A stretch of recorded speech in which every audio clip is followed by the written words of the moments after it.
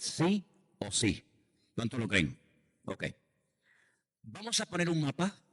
El primero que ese vamos a poner ese. Y ahora ya vamos a comenzar a compartir para los hermanos que están grabando. Mira, ahí tenemos un plano general, digamos, un poquito de parte de Europa. ¿Eh? Tenemos ahí un poquito de lo que es el Mediterráneo. ¿Cómo está ahí de geografía, hermano? Más o menos, ¿no? ¿Se entiende, no? ¿Dónde estamos nosotros ahí? A ver, ¿dónde estamos? Algunos dirán, ah, míralas allí. No, no. Ahí no estamos. Estamos más allá. En el mural que se está haciendo en la entrada de la iglesia, le dije a los hermanos, le digo, oye, pongan aunque sea un par de puntitos para que digan, mira, ahí vivimos nosotros. Porque en algunos billetes, creo que en el de 5 euros, hay algunas islas canarias que no salen. No sé si se han dado cuenta. Creo que la isla La Gomera y el Hierro, creo que no salen, pobrecito, ¿no? Por lo menos Tenerife, que nos pongan ahí, aunque sea. Es decir, ahí vivimos, ¿no? Ahí tenemos parte del Mediterráneo, esa botita que ven ahí ustedes allí a mano izquierda. Ahí, eso es Italia, ¿vale? ¿Esto qué es? Sicilia. Ahí estaremos ahora el mes que viene, Dios mediante, en un retiro, ya les informaré. Tenemos Sicilia ahí. Vamos por aquí. Tenemos toda la costa de Grecia. ¿Sí o no? ¿Esto qué es? ¿Eh? Chipre, exactamente, Chipre. Y aquí en esta franja aquí pequeñita, ponme el otro que se vea más claro. Tenemos Israel. Pero yo quiero que se fijen en el siguiente mapa que vamos a poner para que vean qué cosa tan interesante. Lo teníamos ahí. Ok, déjenlo ahí. Miren. Ok. Israel es una franja muy pequeñita, algo muy insignificante. No tiene más de 300 kilómetros de largo. Y creo que de ancho como unos 90 kilómetros de ancho. Es una cosa ahí tan pequeñita, ¿no? Entonces tenemos Israel. Como dije en una ocasión, es el único país del mundo que tiene 4 mares. Tienen a la izquierda el Mediterráneo, aquí abajo, donde está la ciudad de Eilat, el Mar Rojo, y luego dentro del país tienen 2, el Mar Muerto y el Mar de Galilea, o el lago de Genesaret. Son lagos internos, bueno, se llaman mares, ¿no? Pero fíjense lo que les quería mostrar. Aquí tenemos la península del Sinaí, ¿ok? Que en su día la conquistó Israel, pero se la devolvió, digamos, a Egipto. Aquí tenemos Egipto, Jordania, aquí al este, al sur, el Líbano, tenemos Siria, y un poquito más allá, este tremendo país, Irak, aquí tenemos Irán. Bueno, en los tiempos bíblicos, Egipto se llamaba Egipto, no ha cambiado el nombre, Mitzraim en hebreo, es un lugar, Mitzraim es como un lugar angosto, un lugar estrecho, es más o menos lo que significa. Jordania sería Moab, ¿vale? Cuando dice Rub la Moabita, pues vino de ahí, vino de aquí, de Jordania, ¿vale? Siria sigue manteniendo exactamente el mismo nombre de los tiempos de la Biblia, no ha cambiado. ¿Se acuerdan que cuando vino Naamán, el general de Siria, Siria siempre se ha llamado igual, Siria, cuya capital es Damasco, que por cierto hay una profecía en 2 libros diferentes del Antiguo Testamento que dice que Damasco será destruida y nunca más volverá a ser reconstruida ni será ciudad. Ellos mismos se están encargando de destruir el país, ¿no? Llevan 7 años de guerra civil. Entonces ahí tenemos Siria, el Líbano, lo tenemos aquí. Por ahí arriba estaba Tiro y Sidón, ¿se acuerdan? Tiro y Sidón, de donde vino aquella perversa reina Jezabel, de esa parte. Irak sería, aquí tenemos el río Éufrates y el Tigris, ¿verdad? Ahí tenemos lo que era antiguamente Babilonia, donde se construyó la famosa Torre de Babel. Aquí tenemos Irán. Irán en la Biblia era Persia, ¿vale? Cuando habla la Biblia de los medos persas, hablamos de Irán. Y aquí tenemos también un enemigo tremendo de Israel que lo odia a muerte. Está haciendo últimamente unas declaraciones tremendas, que es Turquía. Aquí en Turquía, en todo esto, que hoy en día es un territorio, digamos, musulmán, están como locos por entrar en la Comunidad Económica Europea, tiene más de 90 millones de habitantes. Era donde estaban antiguamente las 7 iglesias del Apocalipsis, para que más o menos hagan ustedes una idea. Así que Israel, como ustedes pueden comprobar en este mapa y en el otro que vamos a poner, está totalmente rodeado de enemigos. Todos son enemigos. Egipto es enemigo de Israel. Ha habido guerras con Egipto en otras ocasiones, han peleado. Con Siria, ni les cuento, todavía están litigando por los famosos Altos del Golán, esas montañas que hay en el norte de Israel. Por ahí arriba está el Monte Hermón, del cual habla la Biblia, por ejemplo, en el Salmo 133. Bueno, sabemos también que Turquía, que estaba por aquí arriba, como lo vimos antes, también va a tener un papel muy importante en todo el tema de las profecías. Tenemos, ¿cómo es? Aquí tenemos, por la zona esta, tenemos Irak, que eran los caldeos, de donde vino Nabucodonosor, ¿vale? Enemigo tremendo.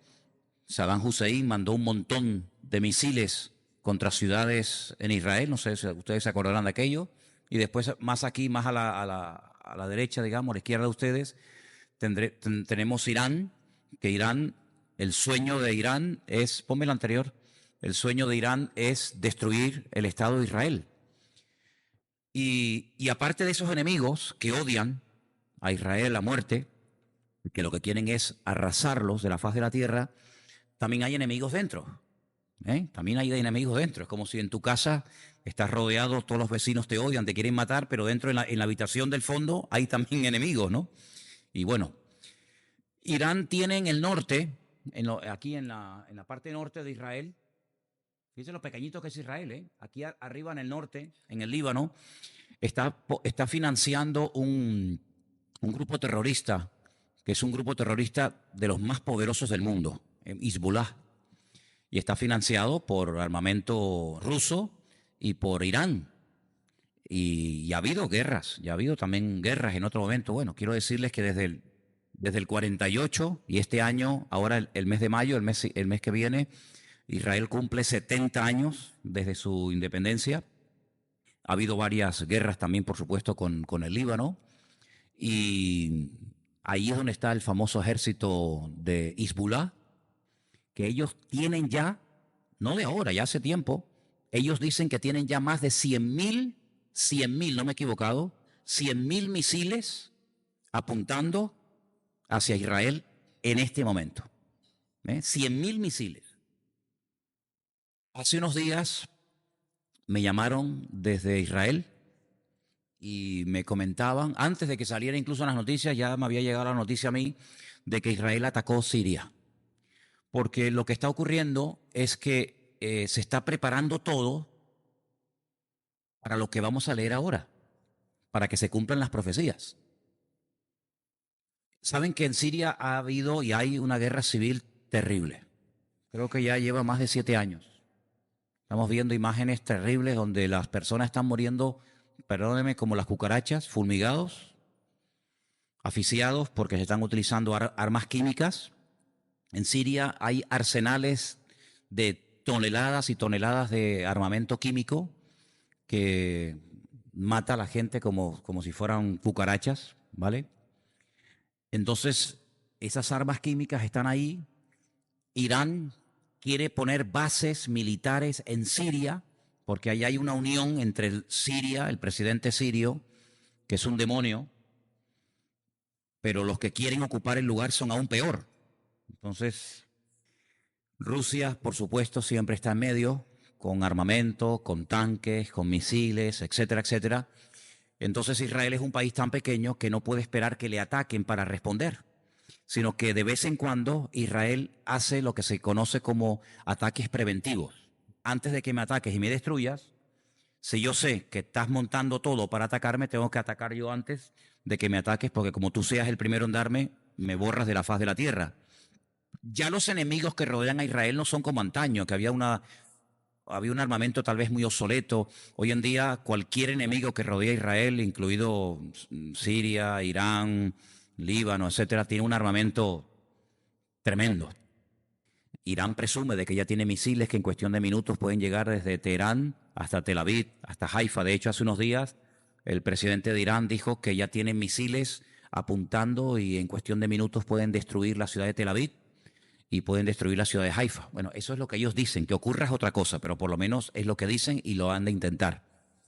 Entonces Israel atacó hace unos días unas bases militares iraníes donde había mucho material ruso y esto, claro, ha traído una situación muy complicada en esa parte del mundo Y entonces, aparte del ataque químico que ha producido hace unos días en Siria, saben que Estados Unidos se está preparando para que en cualquier momento puede comenzar a atacar Siria y destruir esas bases y esos armamentos.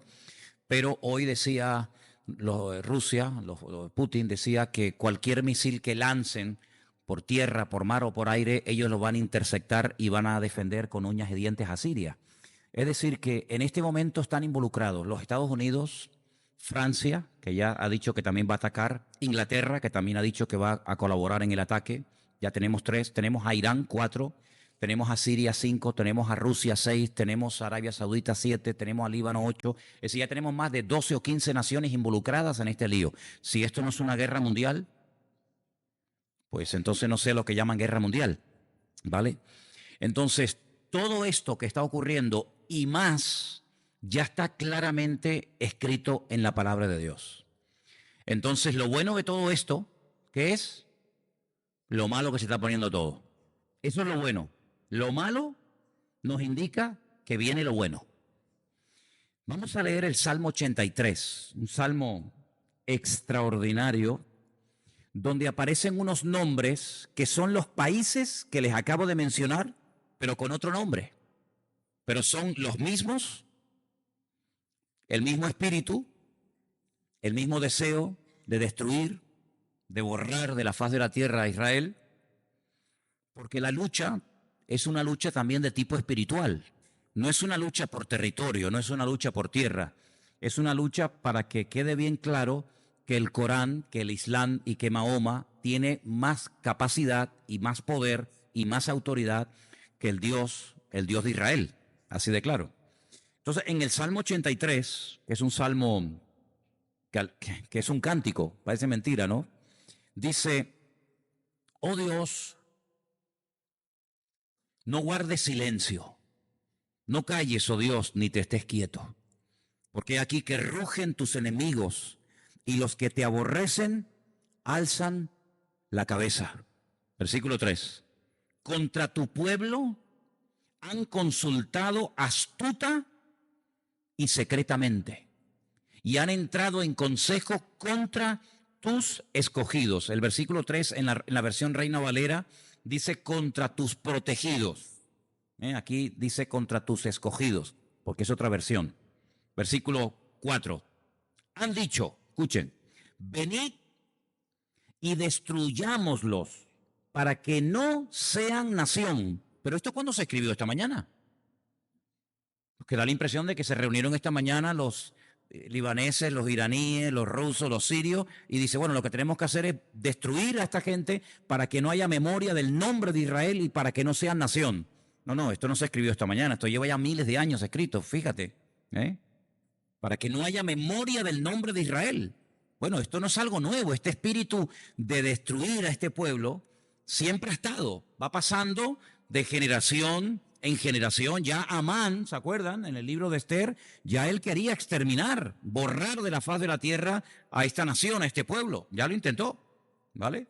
Por lo tanto, no es nada nuevo. Ya Hitler también lo quiso hacer en la Segunda Guerra Mundial. Por lo tanto, no es algo que nos tiene que tomar sorpresas, el mismo espíritu, la misma actitud, el mismo objetivo, pero van pasando los tiempos. Dice en el versículo 5, porque se confabulan de corazón a una.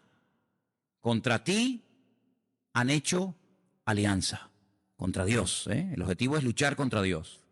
Las tiendas de los edomitas. ¿Quién era Edom? Bueno, pues Edom, quiero recordarte que es el nombre que recibe Esaú. ¿Vale? Esaú. ¿Quién era Esaú? El hermano que odiaba a Jacob, su hermano gemelo. Esos son los edomitas. Entonces, ahí habla de los edomitas y de los ismaelitas. Ahora, cuando tú estudias profecía, los rabinos interpretan que Edom es Europa, ¿vale? Eso es lo que se suele interpretar siempre. Y después dice, estamos en el versículo 6, las tiendas de los edomitas y de los ismaelitas. ¿Quiénes son los ismaelitas? Los ismaelitas son los árabes.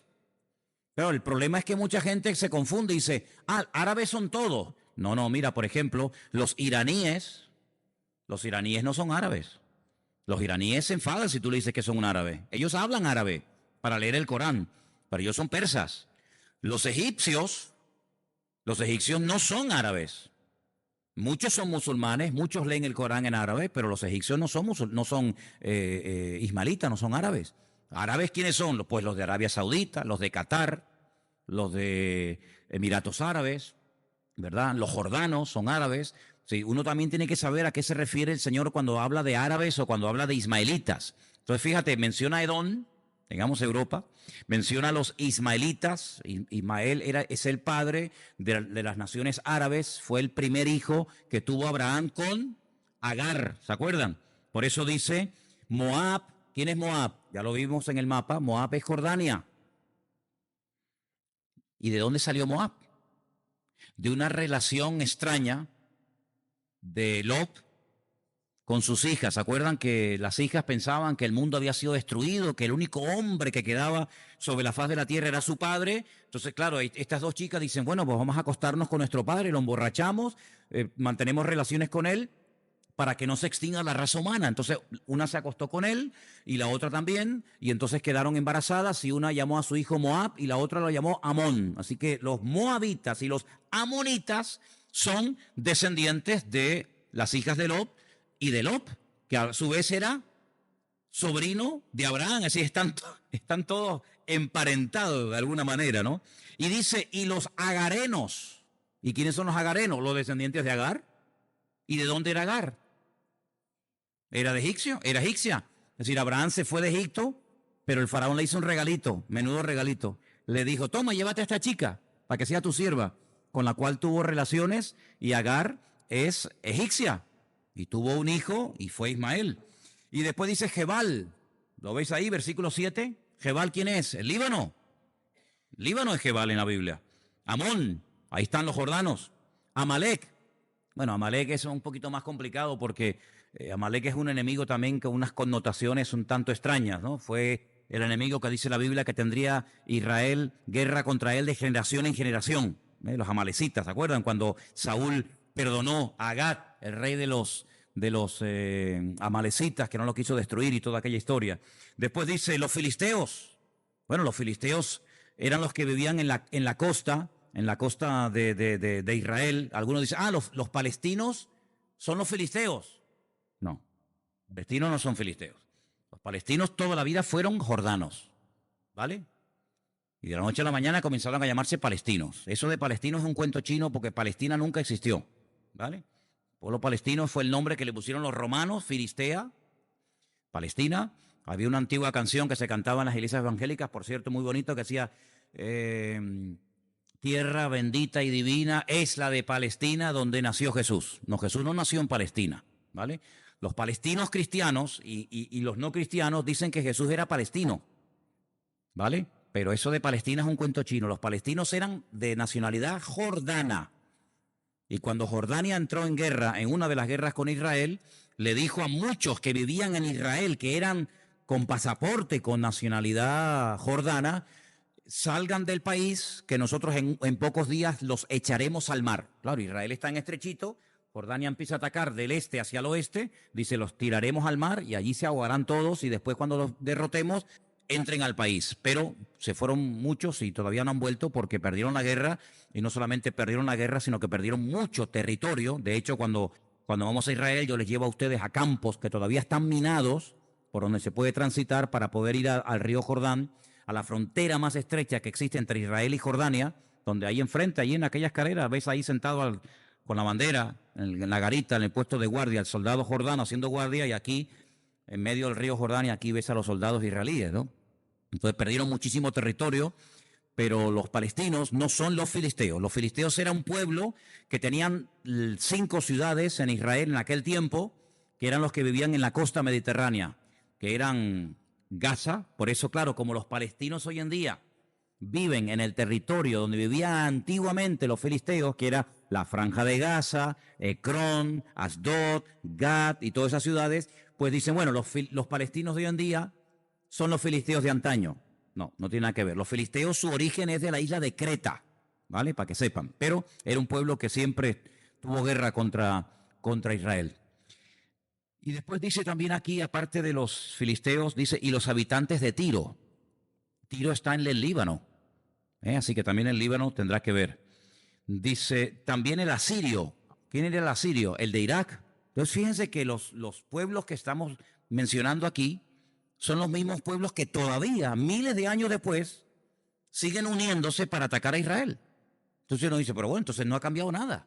Ha cambiado el nombre de algunos países, pero el espíritu y el deseo de destruir a Israel sigue siendo exactamente el mismo. Y entonces dice, también el asirio se ha juntado con ellos, sirven de brazo a los hijos de Lot. Ya les dije que los hijos de Lot son los amonitas y los moabitas, los del este, los de Jordania. Y ahora dice el salmista, hazles como a Madián. Claro, ahora ustedes tienen que leer la historia de Gedeón cuando ataca a los madianitas, ¿se acuerdan? Y los destruye con aquellos 300 campesinos que apenas tenían una trompeta y un cántaro con aceite dentro y derrotaron a todo un ejército enorme de madianitas. Dice, hazles como a Sísara, como a Javín en el arroyo de Sisón, que perecieron en Endor. Fueron hechos como estiércol para la tierra. Pon a sus príncipes como a Oreb y a Zeeb, como a Zeba y a Salmuna, todos sus príncipes. Claro, ahí tienen que leer ustedes la batalla que tuvo Gedeón con estos reyes para que vean cómo quedaron totalmente arrasados, cómo quedaron totalmente destruidos. Entonces, invocando lo que pasó en esa guerra, esa tremenda derrota para el enemigo y una enorme victoria para el pueblo de Dios, pues el salmista dice, mira, así como pasó con aquellos reyes de la antigüedad, hazlo hoy en día a todos estos reyes. Vuelve a ponerme el mapa, por favor. Entonces, se está preparando todo.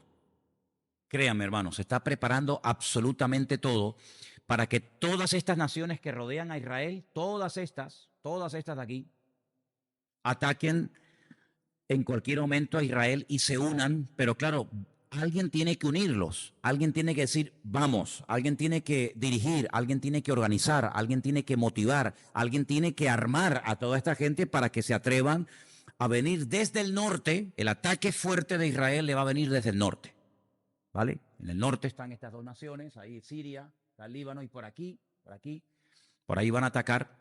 Aunque dice también que en los últimos tiempos este río, aquí está el Tigris y el Éufrates, por eso se llama Mesopotamia, ¿vale? Estos ríos formaban parte del jardín del Edén. Cuando ustedes leen, por ejemplo, la descripción que se hace en el libro del Génesis acerca del territorio en el que vivía Adán y Eva, bueno, pues el territorio del jardín del Edén iba desde aquí, desde estos ríos, el Tigris y el Éufrates, hasta aquí, hasta Egipto. Todo esto era el jardín del Edén. Y bueno, hay una tradición que dice que Dios creó el mundo desde Jerusalén, que está ahí en el centro. Porque la geografía bíblica es muy pequeña. Cuando usted lee en la Biblia el norte, el sur, dice, bueno, pero ¿cuál es el punto de partida? ¿Desde dónde tengo que ver el norte y el sur? Desde Israel. En la geografía bíblica no entra todo lo que es Latinoamérica, Centroamérica, Norteamérica, ¿vale? El que no se mencione, cuidado, el que no se mencione, por ejemplo, en la Biblia a los Estados Unidos, no significa que esa gran potencia, ese gran país, no tendrá nada que ver en los últimos tiempos. ¿Cómo no va a tener nada que ver? Por supuesto que va a tener nada, claro, tiene que ver. Pero el que no se le mencione no significa de que va a dejar de existir. Le pongo un ejemplo. Cuando la gente dice, pero bueno, si la Biblia habla de Adán y habla de Eva, habla de Caín y habla de Abel y después habla de un tercer hermano que se llamaba Set, ¿con quién se casaban los hijos? Porque, por ejemplo, dice la Biblia, cuando el Señor le dice a Caín que va a ser un ser errante por todas las naciones de la tierra, y le dice, oye, los que me vean me van a matar. Y dice, pero bueno, ¿quién te va a ver si solamente la Biblia menciona 5? Es que la Biblia no es un libro que habla de todos y cada uno de los personajes que existieron. Por supuesto que Adán y Eva tuvieron que tener un montón de hijos y muchas hijas, sin lugar a dudas, pero no se mencionan todas y cada una de ellas, porque si no la Biblia, hermano, sería un libro, imagínense, de 10 kilómetros de ancho y 10 kilómetros de alto, ¿no? Entonces la Biblia es un resumen de las personas que tienen que ver algo directamente con la historia bíblica, pero no se menciona a todo el mundo. Pero el que no se mencione no significa de que no existían, ¿me explico? Entonces, el que no se mencione en temas proféticos, por ejemplo, directamente a Estados Unidos, no significa de que los Estados Unidos no va a jugar un papel, entre comillas, fundamental o importante en los últimos tiempos. El que no se menciona un tema no significa de que no esté implícito en el tema, ¿no? La Biblia sí habla mucho acerca de los enemigos principales que van a atacar a Israel en los últimos tiempos, ¿vale? Son enemigos que entre ellos han tenido guerras. Por ejemplo, Irán con Irak tuvo una guerra. Pero se van a unir en los últimos tiempos los enemigos porque tienen un enemigo en común. Y ese enemigo en común es Israel. Ahora ustedes fíjense, por ejemplo, el territorio de Arabia Saudita, que no sale todo ahí. No sé si en el otro mapa. Arabia Saudita es un país inmenso, con unos recursos naturales espectaculares. Sí, el petróleo que tienen esos países, como por ejemplo Arabia Saudita, Irán, Kuwait, que lo tenemos aquí abajo chiquitito, Irán, Turquía. Miren el territorio de Turquía en comparación con Israel. Israel es una miniatura. Miren esta cosita tan chiquita aquí, en comparación con Jordania, con Turquía, con Egipto.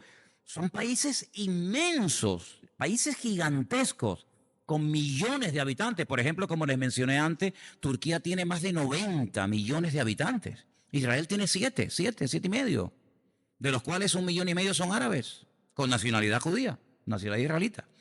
Es un país muy pequeño, sin esos recursos naturales tan tremendos como pueden tener otros países, pero es el lugar donde Dios decidió que su pueblo vivieran. Sí, dice la Biblia en el principio de los tiempos que Dios repartió a las naciones su territorio. Y el problema está cuando una nación quiere tener más de lo que le corresponde y quiere salir de sus fronteras y conquistar otros lugares. Dios le dio a cada pueblo las 70 naciones que se mencionan en el libro del Génesis, 70 naciones, por supuesto hay muchas más, pero de esas 70 nacen las demás. Les dio un territorio y le dijo a los chinos, ustedes se quedan aquí, y a los árabes se quedan aquí, y a los jordanos se quedan aquí, y no sé qué. Sin embargo, también tenemos que partir de la base de que a Israel le ofreció mucho más territorio del que actualmente tiene. ¿Vale? Eso es una cosa que tienen que tener en cuenta y vamos a verlo ahora en el libro de Josué, el capítulo 1. En el libro de Josué, capítulo 1, el Señor establece las fronteras de Israel. Y como yo les dije en una ocasión, hay 2 preposiciones en la Biblia que son muy importantes. Una es desde y la otra es hasta. Es decir, el Señor dice desde aquí hasta aquí, ese va a ser el territorio que ustedes van a tener. Ahora, Israel nunca ha tenido ese territorio, ¿vale? El tiempo en el que Israel tuvo más territorio fue en el tiempo del rey David. En el tiempo del rey David, cuando él hizo tantas batallas y conquistó a tantos pueblos, fue el tiempo de la historia de Israel que Israel fue, digamos, en cuanto a territorio, más grande. Después el tiempo de paz más extenso fue durante el tiempo de Salomón. Pero ya después de Salomón, olvídense, ya Israel empezó a perder y a perder y a perder terreno hasta que finalmente lo terminó perdiendo todo. Israel, quiero decirles que en el año 70 después de Cristo, su ciudad, su templo fue destruido por los romanos, por el Imperio Romano. Alrededor del 100 y pico hubo una rebelión muy grande por un judío llamado Bar Kokhba, el hijo de la estrella. Y había en aquel tiempo un famoso rabino llamado el rabino Akiva, que no es el Akiva que escribe libros hoy en día, del cual yo tengo muchos libros de él, otro, el rabino Akiva, pues él creía que Bar Kokhba era el Mesías. Y entonces lo ayudó y lo apoyó, y sus 24,000 discípulos, que dice que llegó a tener Bar Kokhba, pues lo apoyaron y se enfrentaron contra el Imperio Romano, y el Imperio Romano dijo basta. Entonces arrasó completamente con este pueblo. Le cambiaron entonces el nombre de Jerusalén para que nunca más se recordara Jerusalén. Porque claro, Jerusalén tiene un nombre. En la palabra, en las letras Jerusalén, está la palabra ciudad y está la palabra paces, en plural, ¿no? Entonces, y Jerusalén es la ciudad de las paces, la ciudad de la paz. Entonces, para que no quedara nombre, memoria, vestigio de que un día existió una ciudad llamada Jerusalén, que anteriormente en la Biblia aparece bajo el nombre de Jebús, ¿se acuerdan? Que dice que vivían los jebuseos y David la conquistó y entonces la hizo su capital, pues le cambió el nombre y le puso Aelia Capitolina, ¿vale? Y los romanos conocían a esta ciudad de Jerusalén como Aelia Capitolina.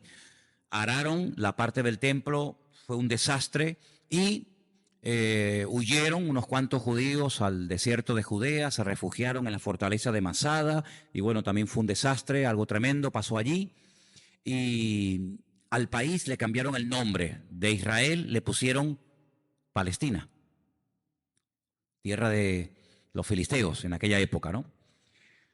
Hasta 1948. Sí, y este año, ahora, el próximo mes, se van a celebrar los 70 años del retorno del pueblo de Israel desde el año ciento y pico después de Cristo, o desde el 70, si lo quieren, que fue destruida la ciudad de Jerusalén, hasta ahora. Si no ha habido un pueblo que te ocupara ese lugar, y por allí han pasado todos. Ustedes pueden estudiar la historia de los mamelucos. La historia de los mamelucos, no sé si a ustedes les suena, es muy interesante, pues es la historia de los esclavos que se hacen soldados. Por allí pasaron los mamelucos, por allí pasaron los otomanos. ¿Quiénes eran los otomanos? Pues eran los turcos, ¿verdad? En la Primera Guerra Mundial los turcos conquistaron mucho terreno hasta que los ingleses, pues en la Primera y Segunda Guerra Mundial, pues en fin, se hicieron aquellas guerras y Palestina quedó bajo el protectorado de Inglaterra y los ingleses estuvieron muchos años hasta que se marcharon y entregaron el país.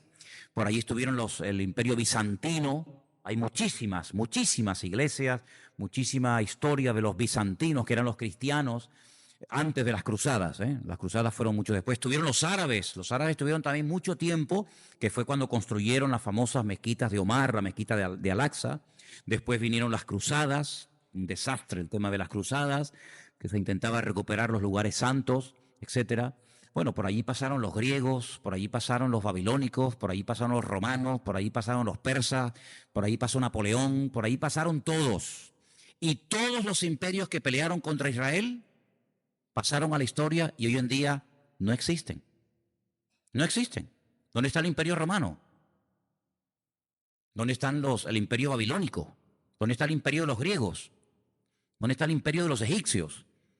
Son imperios que pelearon contra Israel, quisieron conquistar la tierra, tuvieron un tiempo, pero desaparecieron de la historia. No existen tales imperios. Sin embargo, el pueblo de Israel, cual ave fénix, se ha levantado de entre las cenizas, y cuando se decidió en una votación, mayo del 48, la repartición, porque claro, allí había judíos que vivían hacía muchísimo tiempo, también había árabes, se decidió partir el país, pero no en dos partes exactamente iguales, sino la peor parte, la tierra infértil, los desiertos, una tierra improductiva, se le dio a la comunidad de los judíos, ellos la aceptaron, ¿verdad?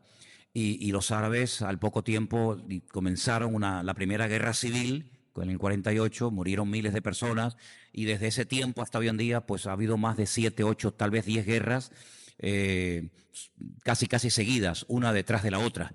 Por eso Israel, como dijo una vez un hermano, dice: Israel es un país que está o en guerra o se está preparando para la guerra. Es así.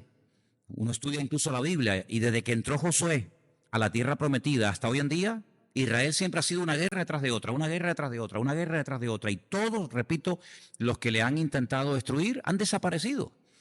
Y es interesantísimo ver a veces en internet la desproporción de los ejércitos, cuando la famosa guerra de los 7 días, pues eso ha sido un desastre de la cual todavía no se han recuperado las naciones árabes y todavía se están lamiendo las heridas.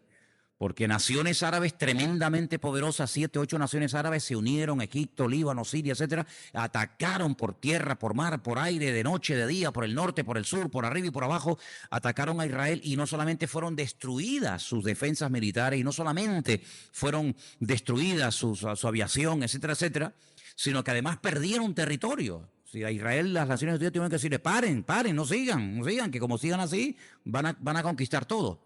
Conquistaron la península del Sinaí, que es esa que ustedes ven ahí en verde, aquí, y conquistaron muchísimos territorios, y en esa guerra fue cuando por fin, después de tantos siglos, después de tantos y tantos siglos, Israel pudo recuperar toda la ciudad de Jerusalén, ¿vale?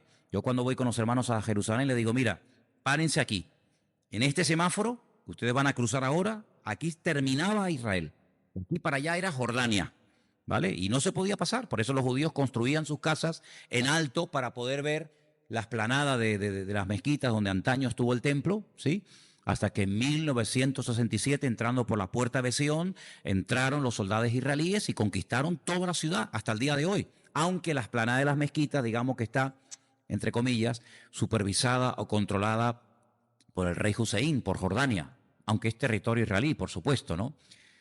Conquistaron los altos del Golán y conquistaron un montón de lugares. Pero fíjense las fronteras que Dios ha decidido, y a ver quién le lleva la contraria a Dios, las fronteras que Dios ha decidido que tenga Israel. Josué capítulo 1, quiero que me sigan la lectura si quieren, que yo no sé si la versión que tenemos ahí en este momento en el programa es igual, pero bueno, yo se lo voy a leer.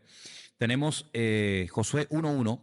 Aconteció después de la muerte de Moisés, siervo del Señor, que el Señor le habló a Josué, hijo de Nun, servidor de Moisés, y le dijo: mi siervo Moisés ha muerto, ahora pues levántate, pasa este Jordán tú y todo este pueblo a la tierra que yo les doy. ¿Quién les da la tierra? Dios. Dios les da la tierra, si no es un empeño, si no, yo de aquí no me voy. La tierra que yo les doy a los hijos de Israel.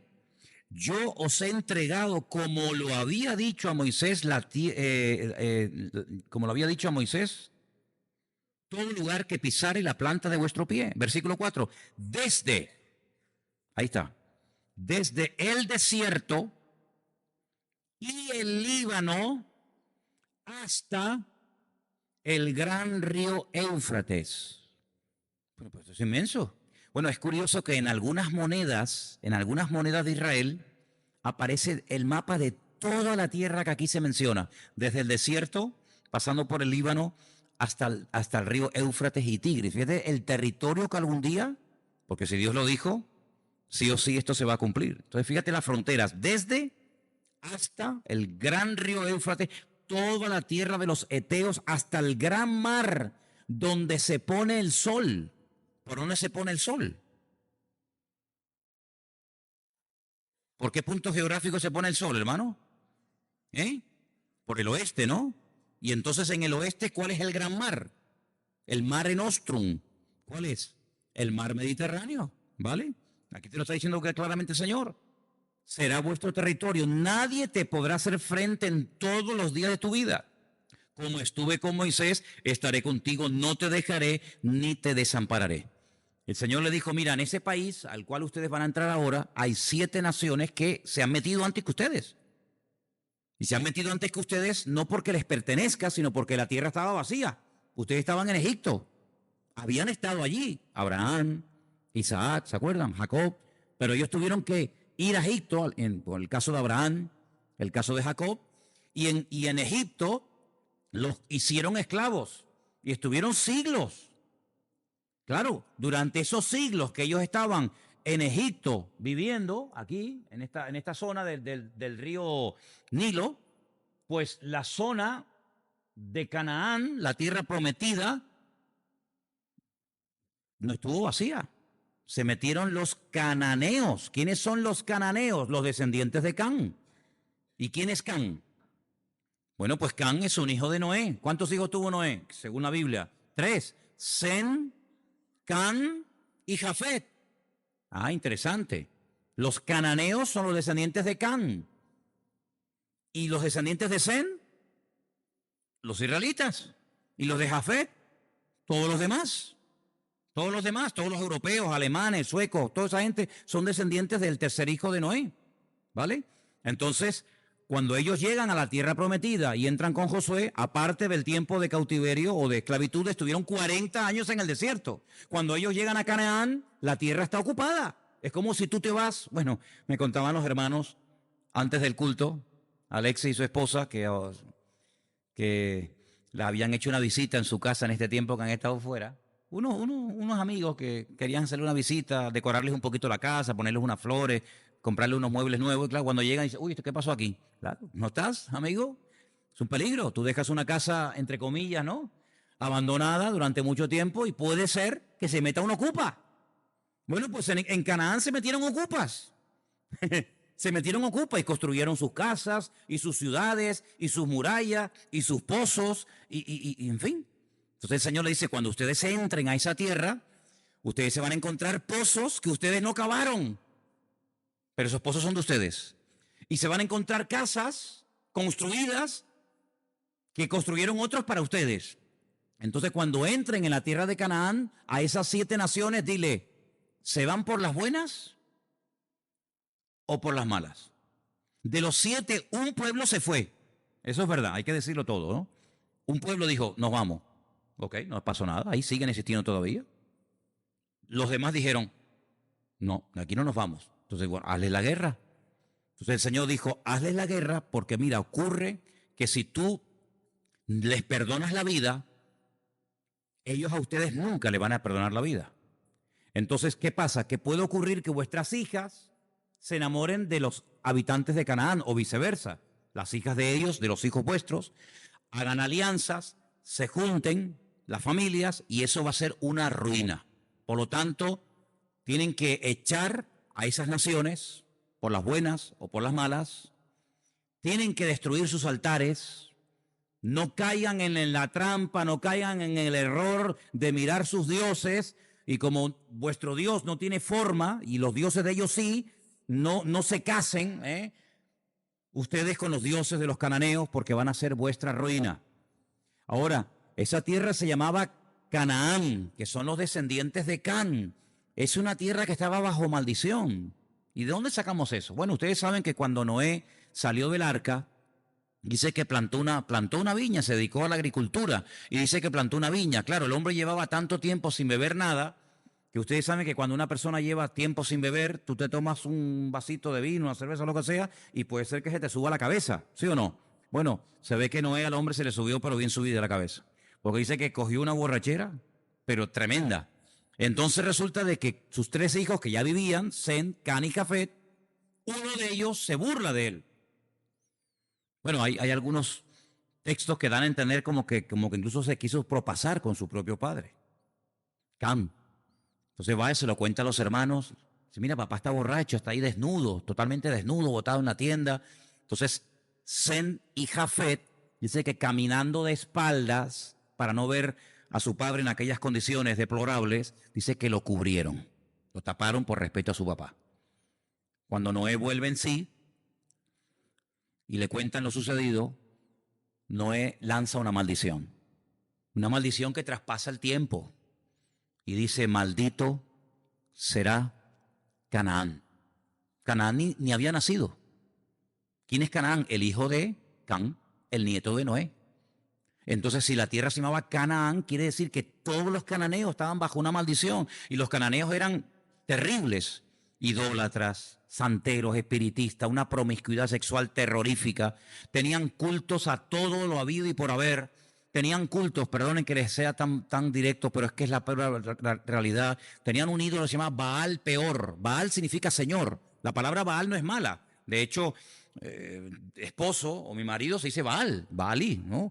No es una palabra mala, significa señor, pero ellos acogieron esa palabra para utilizarla para sus dioses. Tenían a Baal Peor y las ofrendas a Baal Peor eran excrementos humanos.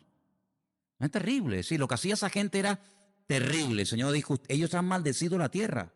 Si lo que esa gente hace quemando a sus hijos, queman a sus hijos, son bárbaros, son salvajes. Bueno, yo no sé si ustedes se han enterado lo que han hecho los palestinos hace unos días. Los palestinos tuvieron una época en la que salían por las calles con cuchillos apuñalando al que cogieran. Y hirieron y mataron a unos cuantos en Jerusalén, en la puerta de Damasco, ni te cuento. Pero ese sistema ya después lo dejaron y se dedicaron a atropellar a la gente con coches que estaban en las paradas. Cogían el coche y ¡bum!, se lanzaban y los mataban. Y si los dejaban medio vivos, salían y le daban y tal. Entonces ustedes pueden ver prácticamente en todas las paradas de guagua, en todas las paradas de autobús de Israel, que hay como unos bloques de hormigón enormes para que la gente esté detrás del bloque de hormigón, no sea que un loco de esto venga y se te tire y te mate. Pero ya ese sistema lo dejaron.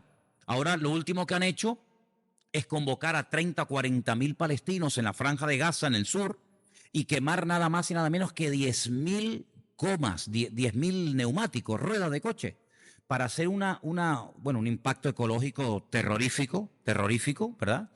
Entonces han hecho una humareda tremenda. Yo he llamado a Israel, he hablado con Guido, con Adolfo, y bueno, gracias al Señor no había llegado el humo todavía a sus casas, pero la iglesia, por ejemplo, de Guido se habían reunido para orar, pero claro, eso es una contaminación tremenda de la fauna, de la flora, de los seres humanos. Imagínate, 10.000 gomas ardiendo. Eso es un disparate. Y entonces, con esa cortina de humo, acercarse a la valla de Israel, romperla, meterse dentro 30 o 40 mil personas y comenzar a diestra, siniestra, cortar cabezas, violar mujeres, asesinar niños, algo tremendo, tremendo.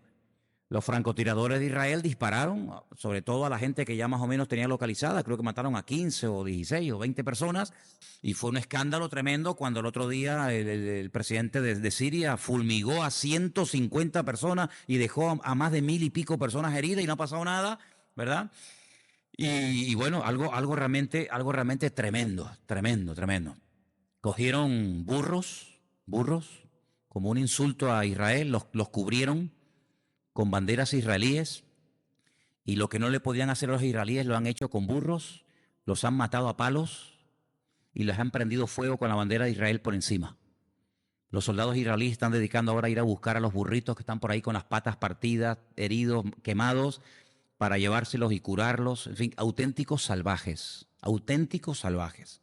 Hay una expresión hebrea que se dice pere Adán, que significa salvaje, hombre. Pere es salvaje, despiadado. Adán es hombre. Y cuando iba a nacer Ismael, el padre de los árabes, el Señor le dijo a Abraham y le dijo a su madre, dice, será un pere Adán. Será un salvaje hombre. ¿Por qué no pone hombre y después salvaje?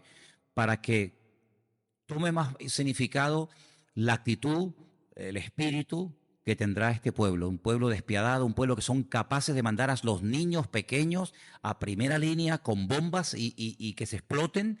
Y eso es un honor, porque cada terrorista que se inmola, cada niño, cada persona que se inmola, que se mata, después le pasan un sueldo a la familia, le ponen una plaza, una calle con su nombre, y es un héroe, y bueno, y encima se va directamente al paraíso con no sé cuántas vírgenes por la eternidad para él solo. Algo tremendo, algo realmente tremendo. Así como se enseña en la otra parte de la frontera un culto a la vida y el respeto a la persona, en este lado es todo lo contrario. No hay respeto al ser humano. El fin justifica los medios y se hace un culto a la muerte. De hecho, el Corán es lo contrario a la Biblia. En la Biblia se potencia la vida, en el Corán se potencia la muerte. En la Biblia dice, amarás a tu prójimo como a ti mismo, y en el Corán dice, si encuentras a uno que practica el sábado o el domingo, coges y lo matas. Es todo al revés, ¿no? Es como el mundo al revés. El Mesías de la Biblia es el anticristo del Corán, y el anticristo del Corán es el Mesías. Todo al revés, totalmente todo al revés, ¿verdad? Entonces, estas fronteras que el Señor le ha dado al pueblo de Israel, sí o sí las va a conquistar. Pero en los últimos tiempos vamos a ver cómo desde el norte va a venir una confederación de naciones de millones, estamos hablando de cifras astronómicas, de millones de personas que van a atacar a Israel desde el norte, entrando por el norte. Y donde se describe con pelos y señales, donde se nos habla acerca de esta inminente invasión a Israel. Bueno, pues en el capítulo 38 del libro de Ezequiel, que yo quiero leer unos textos, porque en esta noche estamos estudiando este tema, y quiero que presten atención porque es algo tremendo lo que aquí se describe. Des en cuenta que, por ejemplo, el rey David, que es el rey más importante de toda la historia de Israel, es un nombre que empieza y termina con la misma letra. En hebreo es la letra Dalet de David y termina con la misma letra. Pues God, que es el líder de esta confederación de naciones, empieza con la misma letra Gimel, la letra G en este caso, y termina con la misma letra, como una imitación. El diablo siempre intenta imitar todo lo que tiene que ver con el Señor. Y God es el nombre que recibe el líder que va a unir a estas naciones que van desde el norte a atacar al pueblo de Israel. En la última ocasión que viajé a Israel, que fue en enero, y también otro viaje que hice, creo que fue en octubre, noviembre, la sensación que yo tuve en esos viajes no la había tenido nunca. Había una excesiva calma, una calma tensa. Es como lo que va a ocurrir antes de un huracán. Saben que cuando va a venir un huracán hay una calma que no se mueve ni una hoja. Dice, oye, no hay ni pájaros, ¿no? No hay pájaros, las hormigas desaparecen, los perros huyen, una calma total, y de repente ¡bum!, viene un huracán y lo arrasa todo, ¿no? Pues esa era la sensación. Y hay hermanos en Israel en este momento que están teniendo esa sensación. Si hay demasiada calma, pero al mismo tiempo hay como una tensión de que tarde o temprano lo que dice la Biblia se va a cumplir. Y fíjense que a qué extremos han llegado algunas iglesias evangélicas en algunas partes del mundo, que lo que han hecho es, se van a Jerusalén, concretamente a la zona de lo que llaman vulgarmente el Muro de las Lamentaciones, el Cótel, y se ponen a orar para que no venga God a atacar a Israel y para que no venga la guerra y para que... Bueno, miren, hermanos, ¿saben una cosa? Hay cosas que aunque usted ore por ellas, van a ocurrir sí o sí. Usted puede orar que Dios le proteja, usted puede orar que Dios le... Por ejemplo, el Señor dice, orad para que vuestra huida no sea en invierno. Bueno, el Señor me permite, ¿no? Pero me dice, ay de las que estén en cinta en aquellos días, ¿no? O sea, hay cosas por las cuales podemos orar, circunstancias que se pueden cambiar con la oración, pero no podemos orar para que Cristo no venga, no podemos orar para que el anticristo no aparezca, no podemos orar para que Israel no sea invadida. Sí, hay cosas que sí o sí van a ocurrir. Ahora, dice la Biblia, velad y orad.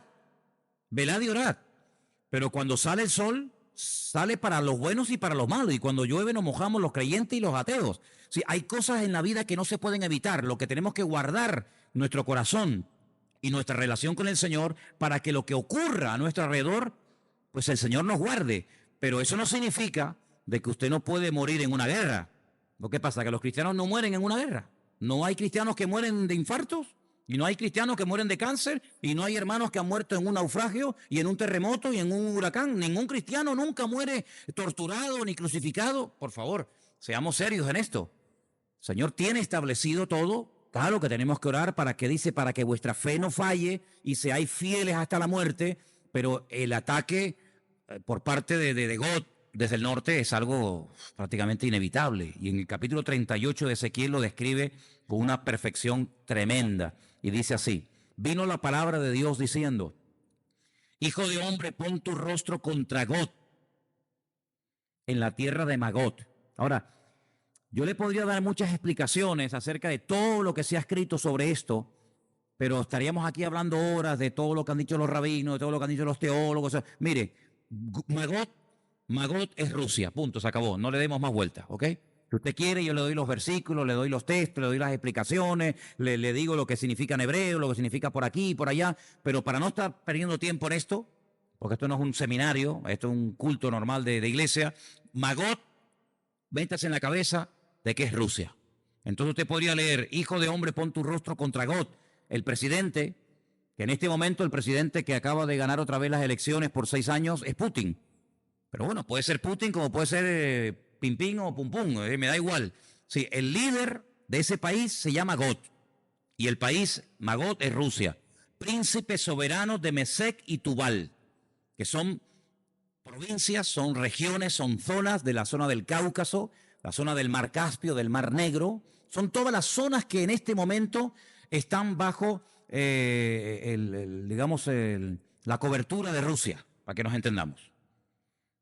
Y entonces dice aquí, te quebrantaré y te pondré garfios en tus quijadas y te sacaré a ti y a todo tu ejército, caballos, jinetes, todos equipados, gran multitud con paveses y escudos, teniendo todos ellos espadas. Es decir, aquí habla de que es el Señor, no es que God, el líder en ese momento de Rusia, va a decir, bueno, vamos a atacar. No, no, no. Es el Señor el que dice, ven para acá. Dice que como que lo coge de aquí, de las quijadas. También habla de un garfio. Ustedes saben que hay animales, los toros, las vacas, que le ponen aquí un anillo, ¿no? Para poder controlarlo. Dice, yo soy el que te voy a llevar. Yo soy el que te voy a llevar con todo tu ejército. Armados hasta los dientes. Bien equipados. Claro, imagínense Rusia el potencial que tiene, ¿no? Dice, yo soy el que les voy a llevar. No presumas de que eres tú el que decide, soy yo el que muevo los personajes, uso a Faraón, o uso a Ciro, o uso a Nabucodonosor, da igual, soy yo el que te saca, ¿verdad? Y después dice, fíjate el versículo 5, fíjate, ¿a quién menciona? A Irán. Oye, qué casualidad que Rusia apoya a muerte a los iraníes, es tremendo. Pero que ya lo dice la Biblia en el profeta Ezequiel capítulo 38, que God, que es el líder, el presidente de Rusia, va a tener el apoyo de Persia. ¿Y quién es Persia? Es Irán. Pero uno dice, bueno, pero eso es muy difícil. No, es que ya es un hecho. Es que ya es un hecho en este momento. Que Rusia e Irán son uno. De hecho, Putin acaba de decir hace 24 horas, misil que lancen los americanos contra Irán, misil que le intercepto. No voy a permitir que caigan en territorio sirio, ¿verdad? Porque también un aliado, misiles americanos, QUS, FUT. Ahí te habla de países como, por ejemplo, Etiopía, países de África, te habla, por ejemplo, de Turquía. Es curioso las declaraciones que Erdogan, presidente de Turquía, está haciendo últimamente en contra de Israel, que son unos asesinos, que no sé qué, que no sé cuánto. Fíjate cómo menciona, todos ellos con escudo, con yelmo. Gomer es una de las regiones más importantes de Rusia, con sus tropas, la casa de Togarma. Todos son territorios, repúblicas soviéticas, de los confines del norte, los confines del norte. Y todas sus tropas, muchos pueblos consigo. Prepárate y apercíbete tú y toda tu multitud que se ha reunido a ti, y sé tú su guarda. De aquí a muchos días serás visitado. Al cabo de años vendrás a la tierra salvada de la espada. ¿Cuál es la tierra que ha sido salvada de la espada, de la destrucción? Israel. Una ciudad, un país que ha sido recogido de entre muchos pueblos. Israel. Israel ha sido salvada de la espada, de la destrucción total y absoluta. Un país que ha sido recogido de montones de naciones. Y te traeré a los montes de Israel, que siempre fueron una desolación, mas fue sacada de las naciones, y todos ellos morarán confiadamente. Subirás tú y vendrás como tempestad, como nublado para cubrir la tierra. Serás tú y todas tus tropas y muchos pueblos contigo. Si no, vendrás sola. No vendrás sola. Sabemos que Rusia no tiene ningún problema en invadir zonas que no le corresponde invadir. Lo hizo en Afganistán, lo hizo en Ucrania y lo ha hecho continuamente, invadiendo lugares, territorios, que después para sacarlos, madre mía, lo ha hecho continuamente, continuamente. Así ha dicho el Señor, en aquel día subirán palabras en tu corazón y concebirás mal pensamiento. Ahora algunos dicen, bueno, ¿y por qué Putin todavía no ha atacado a Israel? Bueno, hay cosas curiosas. Putin fue criado por una familia judía. Putin habla hebreo. Putin tiene, entre comillas, una buena relación con Netanyahu, el presidente de Israel, porque tiene como una especie de agradecimiento, porque una familia judía, cuando sus padres iban a trabajar y él era muy pobre, vivía en no sé qué sitio, le daban de comer y lo atendían, pero olvídense de eso, hermano. Olvídense de eso. Dice que llegará el momento en el que vendrán malos pensamientos, sea él o sea quien sea en el futuro, no lo sé, ¿verdad? Subirán malos pensamientos a su corazón y dirá, ahora es el momento, ahora es el momento de atacar. Y entonces dice aquí, para arrebatar despojos, subirá contra una tierra indefensa, iré contra gentes tranquilas que habitan confiadamente, todas ellas habitan sin muro y no tienen cerrojos ni puertas, para arrebatar despojos, para tomar botín, para poner tus manos sobre las tierras desiertas ya pobladas, sobre el pueblo recogido de entre las naciones que se hace de ganado y posesiones, que mora en la parte central de la tierra, el centro del mundo es Israel. Saba de Dan, los mercaderes de Tarsis, y todos sus príncipes te dirán, has venido a arrebatar despojos, has reunido tu multitud para tomar botín, para quitar plata y oro, para tomar ganados y posesiones, para tomar grandes despojos. Por tanto, profetiza, hijo de hombre, y dile a Gog, así ha dicho el Señor en aquel tiempo, cuando mi pueblo Israel habite con seguridad, ¿no lo sabrás tú? ¿No lo sabrás tú? Vendrás de tu lugar, de las regiones del norte, tú y muchos pueblos contigo, todos ellos a caballo, gran multitud y poderoso ejército. Quiero decirles que hasta el día de hoy, en todos los ejércitos del mundo, a los tanques de guerra se le llama la caballería. Usted dice, ¿cómo van a venir montados a caballo en pleno siglo XXI? Pero si usted estuvo en el ejército, sabrás que si te destinaban a caballería, uy, voy a montar a caballo, no vas a montar ni en uno. Aunque también hay caballos, cuidado. Pero la caballería son los tanques de combate, ¿vale? ¿En qué cuerpo estás tú? No en intendencia, yo en infantería, yo en artillería, yo en aviación, yo en tal, yo en caballería. La caballería son los tanques. Entonces dice que vendrán todos ellos, gran multitud, poderoso ejército. Subirás contra mi pueblo Israel. Ahí está más claro imposible. Contra mi pueblo Israel, como nublado para cubrir la tierra. Será al cabo de los días, al final de los tiempos, y te traeré sobre mi tierra. Te traeré sobre mi tierra para que las naciones me conozcan cuando sea santificado en ti, oh God, delante de tus ojos. ¿Cuál es el objetivo? ¿Qué pretende Dios con todo esto? Bueno, yo quiero que todo el mundo sepa que el enemigo más poderoso, la multitud más armada de toda la historia de la humanidad, el ejército indestructible, yo me voy a glorificar y voy a demostrarle al mundo entero que aquí el que controla y maneja la historia soy yo. Y yo me voy a glorificar, pues claro, si traigo al más débil, dice, hombre, claro, al más chiquitito, al que no tiene armamento, eso le gano yo también. No, no, tráigame al más grande, al más poderoso, al mejor armado. Y cuando yo lo derrote, todas las naciones sabrán que si yo he derrotado a este, cualquier enemigo puede ser destruido. Así ha dicho el Señor, verso 17. ¿No eres tú aquel de quien hablé yo en los tiempos pasados por mis siervos los profetas de Israel, los cuales profetizaron en aquellos tiempos que yo te habría de traer sobre ellos? Es que ya está todo escrito. Aquí no hay plan B, aquí hay un solo plan y se va desarrollando poco a poco. En aquel tiempo, cuando venga Gog contra la tierra de Israel, dice el Señor, subirá mi ira y mi enojo, porque he hablado en mi celo y en mi fuego y en el fuego de mi ira, que en aquel tiempo habrá gran temblor sobre la tierra de Israel. Fíjate, algo que aún no ha ocurrido, ya Dios te lo cuenta como algo que ya ocurrió, porque Dios cuenta la historia desde el principio.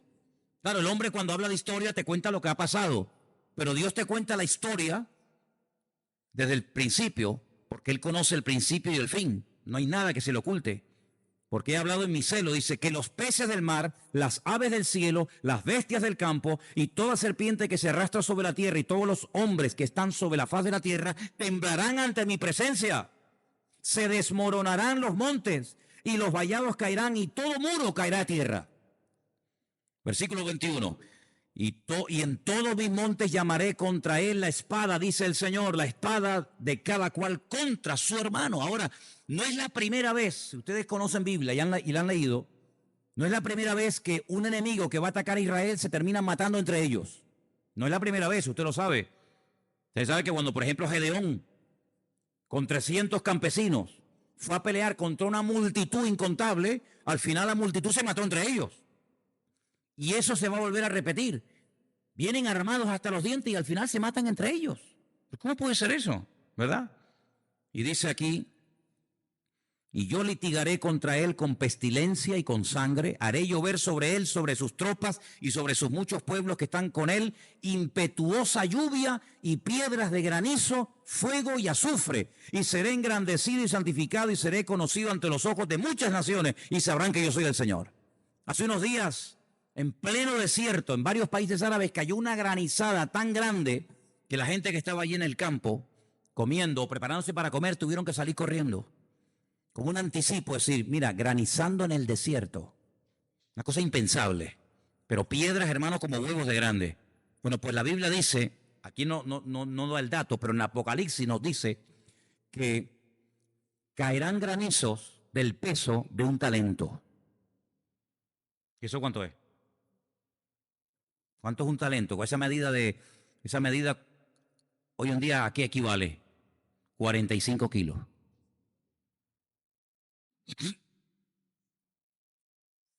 A mí me han tirado piedras en la cabeza. Yo me acuerdo, nunca me olvidaré en mi vida, cuando yo salí una vez de clase, claro, le habré hecho algo a alguien y dice, esta se la tengo sentenciada cuando salga. Yo salí de clase y yo ni la vi venir, ni sé, nunca supe quién fue. Me lanzaron una piedra aquí en el hombro, pero un dolor, hermano, terrible. Nunca me enteré. Pero ustedes imagínense lo que es una piedra desde el cielo. Claro, eso se multiplica. Tienen que multiplicar. Yo no sé ahora mismo la fórmula, pero usted multiplica la masa por la velocidad, 45 kilos contra la... Bueno, 45 kilos, hermano, te traspasa un edificio. Una granizada de 45 kilos. Sí, a mí me da igual el armamento que traiga. Si el Señor te empieza a mandar 45 kilos de granizo, eso destruye a lo que sea. Fíjense qué curioso que algunas de las cosas que van a ocurrir en los últimos tiempos ya ocurrieron en Egipto con Faraón. Faraón era la potencia militar número 1 y el Señor arrasó, destruyó. Y una de las cosas que mandó, ¿qué fue? El granizo. El granizo arrasó con todas las cosechas, con todos los árboles. Y hasta el día de hoy Egipto no ha levantado cabeza. Entonces, en los últimos tiempos dice el Señor que mandará una lluvia tremenda. Y mira lo que dice aquí. Tú pues, hijo de hombre, profetiza contra. Todo lo que profetiza Ezequiel siempre es contra, nunca es a favor. Siempre es contra God. Y dile, así ha dicho el Señor, he aquí yo estoy contra ti, oh God, príncipe soberano de Mesec y de Tubal. Te quebrantaré, te conduciré y te haré subir de las partes del norte y te traeré sobre los montes de Israel. Así que detrás de todo esto está el Señor. Es Dios el que dice, tranquilo, no se preocupen, si yo soy el que lo voy a traer, pero le voy a dar una tunda, le voy a dar una cuerada. ¿Qué va a decir? A mala hora salí de mi casa. Te hubieras quedado quietito, porque te vas a ir calentito. Te vas a ir que, bueno, no se va a ir, ya verás lo que le va a pasar. Pero mira qué bueno es el Señor. Fíjate. Sacaré tu arco de tu mano izquierda, te derribaré tus saetas de tu mano derecha. Sobre los montes de Israel, escucha, caerás tú y todas tus tropas. Y los pueblos que fueron contigo, a las aves de rapiña de toda especie y a las fieras del campo, te daré por comida.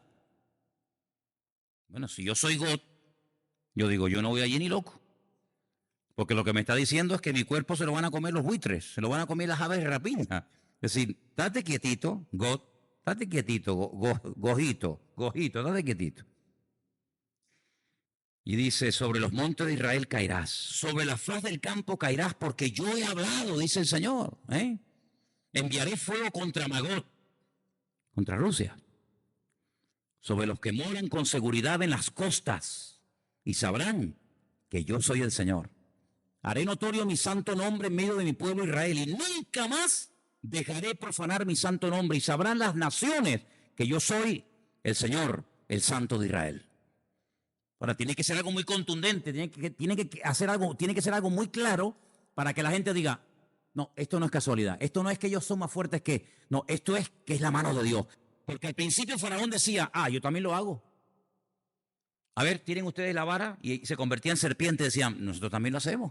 Pero un momento en el que Faraón dijo, esto es mano, esto es dedo de Dios, esto ya no soy capaz de hacerlo. Bueno, pues llegará un momento en el que será tan clara la intervención divina que todas las naciones de la tierra dirán, esto es Dios, esto no tiene otra explicación más que una explicación divina, esto es el Señor. Los moradores de las ciudades de Israel saldrán, escucha, y encenderán y quemarán armas, escudos, paveses. Bueno, aquí te hablan en el lenguaje de la época, ¿no? Metralletas, cañones, bazocas, lanzas, los quemarán en el fuego, ¿cuánto? 7 años. 7 años. Utilizando todo el combustible, utilizando todo lo que esa gente trajo para destruir Israel. No traerán leña del campo ni cortarán árboles, sino que quemarán las armas en el fuego. Despojarán a sus despojadores, como fue en Egipto, que se fueron, pero no con una mano delante y una mano detrás, se fueron ricos porque despojaron a Egipto. Robarán a los que le robaron, dice el Señor, en aquel tiempo. Mira la misericordia de Dios. Yo daré a God lugar para sepultura allí, en Israel, en el valle de los que pasan al oriente del mar, y obstruirá el paso de los transeúntes, pues allí enterrarán a God y a toda su multitud, y lo llamarán la tierra de Amón God, que significa multitud de God. Y uno dice, bueno, ¿y por qué el Señor le permite sepultura en Israel? Porque el Señor no olvida ni lo bueno ni lo malo que el ser humano haya hecho. God es un descendiente de Jafet. No es descendiente de Can, no es descendiente de Sem, es descendiente de Jafet. Y Jafet, en Génesis capítulo 10, dice la Biblia que cubrió a su padre cuando estaba desnudo. Lo cubrió, no lo avergonzó, no lo humilló, sino que lo tapó. Como un descendiente de Jafet, así como el descendiente de Cam fue maldito y había que destruirlo, God, como descendiente de Jafet, el Señor le dirá, has venido contra mi pueblo, has venido a destruir mi ciudad de Jerusalén, has venido a borrar mi nombre sobre la faz de la tierra, pero yo te daré un lugar para sepultura, para que todo el mundo que pase por este lugar diga, ¿quién está enterrado ahí? Ahí está enterrado nada más y nada menos que el peor enemigo de Israel, el que quiso destruirnos, ahí está enterrado como señal perpetua de que hasta aquí llegaste, amigo. ¿Qué les parece? Tremendo. Y dice algo más, y la casa de Israel los estará enterrando por 7 meses. para limpiar la tierra. 7 años quemando el combustible, quemando el armamento y 7 meses enterrando muertos. Muchachos, ¿pero cuántos va a haber? Bueno, la Biblia dice que la sangre llegará hasta la altura de los frenos de los caballos. ¿Qué te parece? Toda esta batalla, ¿dónde se va a llevar a cabo? En el valle de Josafat o el valle de Megiddo. Es un valle espectacular que va desde la costa de la ciudad de Haifa, casi hasta el norte de Israel, ¿verdad? Un valle gigantesco. Napoleón cuando lo vio, porque Napoleón estuvo en Israel, se quedó mirando. Él desembarcó en Haifa, en Jope, y cuando él vio aquel valle dijo, este es el valle perfecto para librar a cabo una gran batalla. Pues en ese valle se va a llevar a cabo esta batalla, tremendo. Y dice, los enterrará todo el pueblo de la tierra y será para ellos un día célebre en el que yo sea glorificado. Tomarán hombres a jornal para que vayan por el país con los que viajen para enterrar a los que queden sobre la faz de la tierra a fin de limpiarla al cabo de 7 meses. Hermano, 7 meses enterrando muertos, eso es una barbaridad. Millones. Jamás ha habido tantos millones de soldados con el único propósito de destruir a un solo pueblo. Pero ¿saben? Si ustedes leen Zacarías capítulo 14, yo les voy a pedir que lo lean esta noche tranquilitos, ahí en casa, antes de irse a dormir. No tengan miedo de que van a tener pesadillas. No, Zacarías 14 es muy bueno. Dice, esta será la plaga con la que el Señor herirá a todos los soldados, a todas las personas que dijeron vamos a subir y destruir a Israel y a destruir Jerusalén. Ezequiel habla de granizo, Ezequiel habla de terremoto, pero Zacarías da un dato más y dice, esta será la plaga, el castigo, con la que el Señor va a herir a los que se levantaron con el propósito de destruir a Israel. Miren qué interesante. Y dice así, para que veáis lo interesante que dice la Escritura. Esta será la plaga con la que el Señor herirá a todos los pueblos que pelearon contra Jerusalén.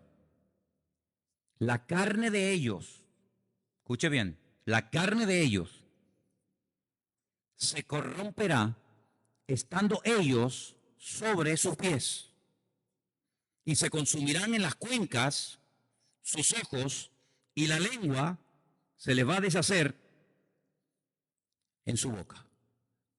Si a ti te pegan un tiro, tú caes al suelo y mueres. Si te lanzan una flecha, tú caes al suelo y mueres.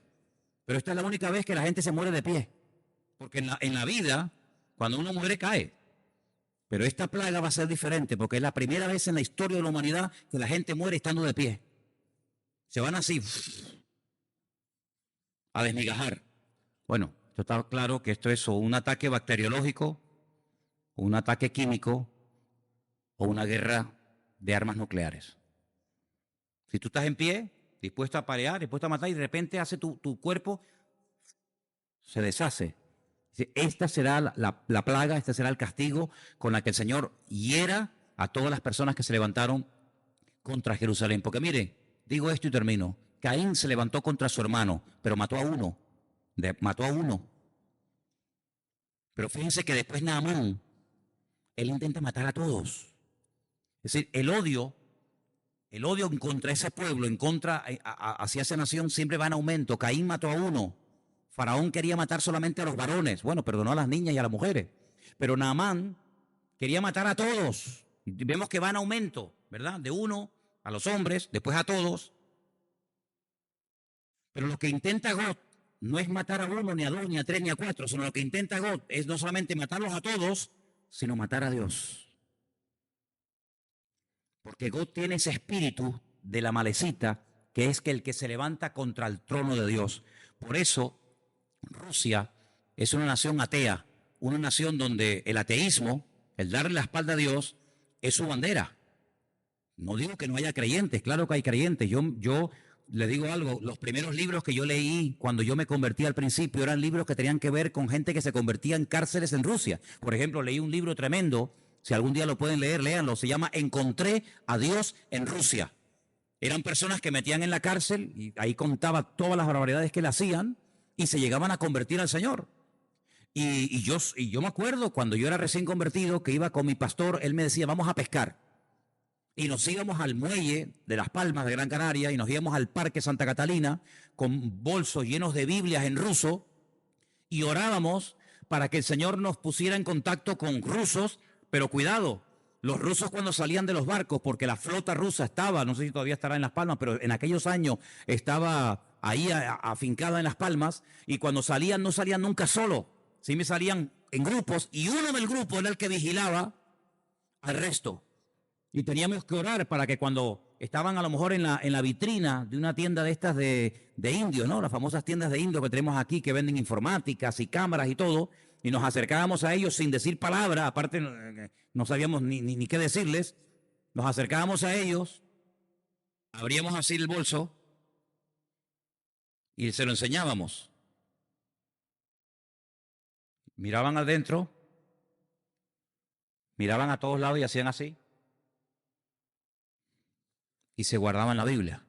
Y teníamos un Nuevo Testamento pequeñito que estaba preparado para que lo pudieras meter hasta dentro de la taza del café con leche o dentro del agua y no se estropeaba. O si te revisaban, hacías así, pum, lo metías dentro de la taza del café, no se veía y ahí estaba y lo sacabas y no se mojaba. Pero claro, si hacíamos así y el encargado del grupo veía que estábamos repartiendo Biblia, automáticamente daba la orden y se iban todos al barco. Bueno, tanto nos usó el Señor en aquella época repartiendo Biblias a los rusos que nos invitaron un día a un barco a comer. Y nunca me olvidaré porque estábamos comiendo en ese barco. Todos nos miraban y, claro, no podíamos comunicarnos, pero sabíamos que había gente ahí convertida y nos trajeron un pan. Nunca en mi vida me olvidaré. Era un pan cuadrado de color marrón oscuro, riquísimo, buenísimo así. Era como un pan de molde, muy marrón, duro, sí, lo cortaban y comíamos aquello. Y después nos enteramos de que lo hacían con las tripas de los pescados. Cuando limpiaban el pescado, las tripas las guardaban y tal. Y yo dije, pues a mí me gusta un montón. A mí cuando me gusta una cosa, era con tripas de pescado, un pan riquísimo. Y ahí fue donde probé la sopa esa. La sopa, ¿cómo se llama la sopa, Esteban? Esa sopa caliente, picante, vos, no sé qué, una sopa, pues esa, ¿eh? Y ahí comíamos esa sopa caliente, picante. Después nos ponían también, ¿cómo se llama? Yo decía, no, eso no. La bebida esa blanca, la vodka. Digo, no, vodka déjalo para otro día. Y el Señor nos usó. Y cuando orábamos en aquellos años para que Rusia se abriera, pues nos vino a visitar un hermano que me acordaré toda mi vida. La iglesia en la que yo me convertí eran bancos, como dije, no eran sillas. Y él predicaba siempre sentado en el banco, pero así en la parte de arriba, ¿no? Se sentaba así, ¿me explico? Y él decía es que yo no puedo estar mucho tiempo de pie por de tantas torturas que había recibido. Él predicaba sentado y él era parte del equipo del hermano Andrés. El equipo del hermano Andrés eran hermanos que se dedicaban en aquellos años a llevar de contrabando Biblias a Rusia. Y leí un libro en aquellos años, si lo pueden encontrar, búsquenlo, se llama El contrabandista de Dios. Y entonces este hermano contaba, claro, yo en aquellos primeros días de mi conversión, para mí aquello era, yo decía, yo quiero ser así. Por eso, claro, yo me volví loco, escuchando y viendo aquellos personajes que llegaban a mi iglesia, yo oía aquello y yo decía, claro, ¿cómo no voy a ser así como soy con aquel tipo de personaje, no? Llegaba y decía, ¿saben, hermanos? Nosotros nos compramos una caravana.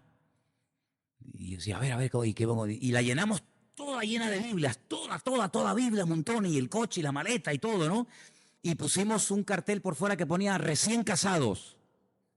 Y nos fuimos a la frontera de Rusia y cuando iban a llegar, se paraban y decían, Señor, hace 2000 años tú abrías los ojos de los ciegos.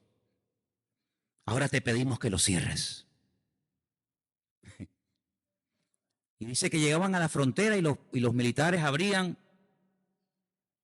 Habían miles de Biblias allá adentro y no veían nada. Y decían, pasen. Y nos hablaba de cómo repartían la Biblia y cómo se juntaban en lugares. Y claro, yo oía aquello y decía, madre, bueno, yo alucinaba con todo aquello, ¿no? Y en aquellos tiempos cuando orábamos por Rusia y repartíamos las Biblias y todas estas historias y otras que no les he contado, pues con los años cayó, ¿no? Cayó la Unión Soviética y todo aquello. Pero yo muy jovencito, yo siempre predicaba y decía, algún día se volverán a levantar. La osa herida se volverá a levantar y se volverá con más rabia que antes. Y bueno, pasó lo de la perestroika y pasó todo aquello y el muro de Berlín y toda aquella vaina, pero sin embargo vemos que Rusia otra vez se ha levantado y ya hay persecuciones y ya hay cosas y sabemos, porque se lo he leído esta tarde, no, ya sé que no aparece la palabra Rusia, pero es Rusia la que va a atacar junto con otras naciones a Israel y probablemente lo veamos nosotros, fíjate lo que te digo, probablemente lo veamos y va a ser algo muy pronto, porque ya los Estados Unidos ha dicho, no vamos a permitir esto, y el otro ha dicho, pues venga, pues ven que te estoy esperando, y sabemos que hoy en día, en una hora, ¿qué en una hora? En un minuto, cambia el mundo, en un minuto cambia todo. Por eso yo les digo, sí, hermano, estamos aquí, gloria a Dios, y cantamos, y todo lo que ustedes quieran, pero no se olviden de que las profecías tarde o temprano se van a cumplir. Ahora, yo no quiero que tengan esa actitud de temor, porque dice la Biblia que la profecía es como una antorcha que ilumina la oscuridad. Y cuando vemos que estas cosas se cumplen y vemos que los rusos, mira que hay países en el mundo y justamente se juntan con los iraníes y justamente se van al norte de Israel. Jolín, se podían haber ido a África, ¿no? Se podían haber ido, no, se van a ir a donde Dios diga que se van. Y van a venir y van a atacar y es algo inevitable. Pero detrás de todo esto está la mano de Dios que controla la historia y mueve a las naciones y a los líderes de las naciones como si fueran títeres en su mano. Y al final de todo esto, el objetivo de todo esto es que mi nombre sea glorificado y que todas las naciones de la tierra conozcan que yo soy el Señor. ¿Cuántos dicen amén? Entonces se acercan tiempos difíciles, claro, tiempos tremendos, que si el petróleo, que si la bolsa, que si esto, que si aquello, pero lo importante de todo esto es que lo que leemos aquí se está cumpliendo. ¿Cuántos dicen amén? Así que vamos a orar en esta tarde y vamos a pedir que nuestros ojos estén bien abiertos, bien abiertos. Ayer se celebró en Israel, no sé si ustedes vieron las imágenes, eso es único en el mundo, eso es digno de ver, ¿eh? Todo el país se para. Las autopistas con miles y miles y miles de coches se paran, todos se salen de los coches y se quedan así de pie sin moverse. Todos los que están por las calles se detienen, los que están sentados se ponen de pie. Ayer se recordó el aniversario de la Shoah, del aniversario del Holocausto. El Holocausto nazi, donde murieron millones de judíos, ¿verdad? Y ayer muchos de allí se asustaron porque todos los años hay exhibiciones militares de aviones, pero ayer como nunca antes se vieron demasiados aviones volando sobre la costa de Israel y se asustaron y llamaron por teléfono, oye, ¿qué está pasando? ¿Empezamos la guerra? ¿No empezamos la guerra? Es decir, hermanos, todo esto Juan lo vio en palabra profética, en visión, en sueños, Ezequiel, Daniel, Zacarías, tantos profetas. Ellos lo escribieron como algo que iba a ocurrir y mira tú por dónde, a ti y a mí. Capaz que el Señor nos permite ver lo que ellos escribieron. ¿Qué te parece? Tal vez te hubiera gustado al revés, ¿no? Pues yo estoy deseando ver todo esto. Porque yo sé que detrás de todo esto está la mano de nuestro Dios. Y si no pasa esto antes, Él no viene.